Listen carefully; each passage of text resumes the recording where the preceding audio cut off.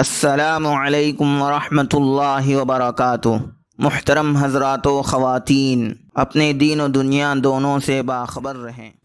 آج بروز جمعرات قمری اور ہجری کیلنڈر 1443 کے مطابق شعبان کی تاریخ 6 ہے اور شمسی کیلنڈر 2022 کے مطابق مارچ کی تاریخ 10 ہے۔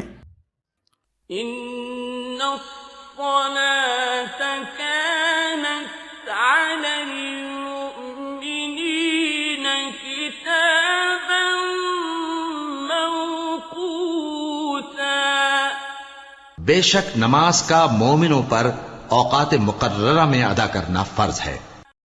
تو چلیے ہم نمازوں کا اہتمام شروع کریں اور اگلی 5 نمازوں کے اوقات نوٹ کر لیں۔ شہر کڑپا میں آج فجر کا ابتدائی وقت 5:13 ہے، 5:13 ہے، اور آخری وقت 6:25 ہے، 6:20 ہے۔ اس کے 1 منٹ بعد طلوع آفتاب ہے۔ ظہر کا ابتدائی وقت 12:26 ہے، 12:20 ہے۔ عصر کا ابتدائی وقت 4:42 ہے، 4:40 ہے۔ مغرب کا ابتدائی وقت 6:29 ہے، 6:20 ہے۔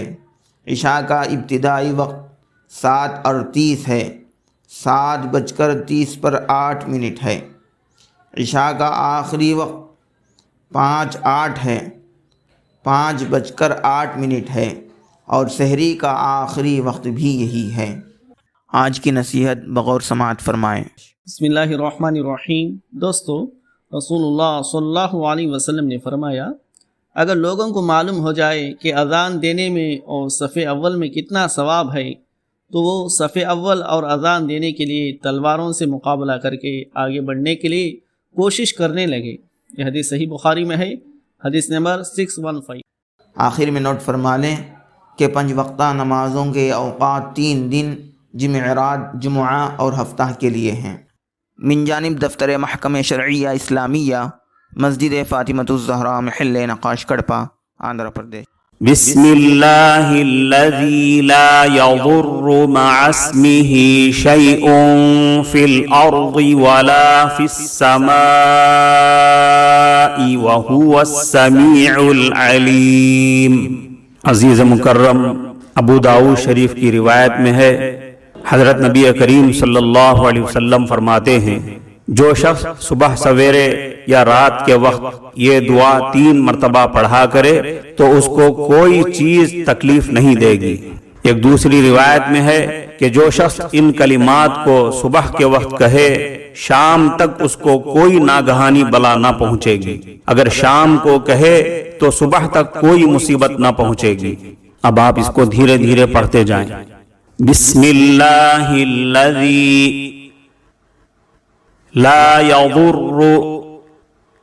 مع اسمہ شیء فی الارض ولا فی السماء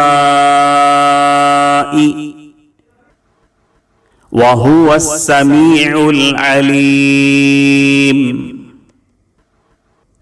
اس کا ترجمہ ہے، اس اللہ کے نام سے صبح یا شام کی جا رہی ہے جس کے نام کی وجہ سے کوئی چیز آسمانوں میں اور زمین میں تکلیف نہیں دے سکتی۔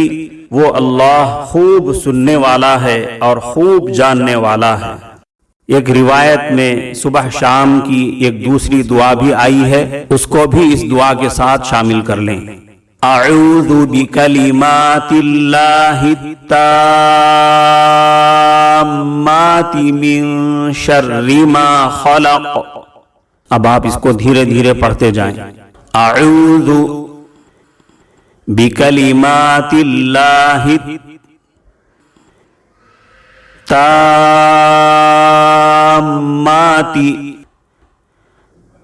من شر ما خلق۔